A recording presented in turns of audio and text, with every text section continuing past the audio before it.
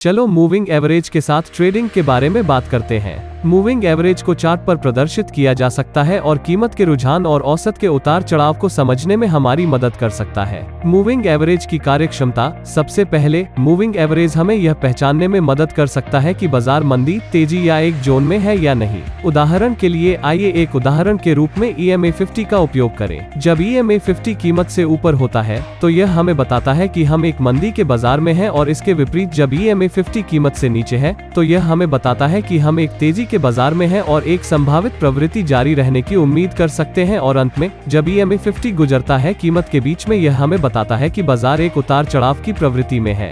दूसरी, जब कीमत EMA 50 को पार करती है तो यह प्रवृत्ति में बदलाव का संकेतक हो सकता है। उदाहरण के लिए जब हम एक मंदी की प्रवृत्ति में होते हैं और कीमत मूविंग एवरेज को पार कर जाती है तो हम उम्मीद कर सकते हैं कि कीमत एक तेजी की प्रवृत्ति शुरू करेगी, और इसके विपरीत जब हम एक तेजी की प्रवृत्ति में होते हैं और कीमत मूविंग एवरेज को पार करती है तो हम उम्मीद कर सकते हैं कीमत एक मंदी की प्रवृत्ति में प्रवेश करने के लिए। और तीसरी बात, moving average support resistance line के रूप में कार्य कर सकता है। उदाहरण के लिए एक तेजी की प्रवृत्ति में जब कीमत मूविंग एवरेज से ऊपर होती है तो हर बार कीमत मूविंग एवरेज से संपर्क करती है। यह एक सपोर्ट लाइन के रूप में कार्य करती है और हम कीमत में मामूली अपर ट्रेंड की उम्मीद कर सकते हैं। और इसके विपरीत जब कीमत एक में होती है मंदी की प्रवृत्ति और चलती औसत कीमत से ऊपर है, हर बार कीमत मूविंग एवरेज से संपर्क करती है। यह एक प्रतिरोध के रूप में कार्य करेगी और हम कीमत में मामूली गिरावट की उम्मीद कर सकते हैं। अब एक चार्ट पर जाएं और उन उदाहरणों को खोजने का प्रयास करें जहां मूल्य और मूविंग एवरेज संपर्क करते हैं, या ट्रेडिस्क पर लॉग ऑन करते हैं और ट्रेडिस्क को आपके लिए बाजार में रहने के लिए ये उदाहरण खोजता है।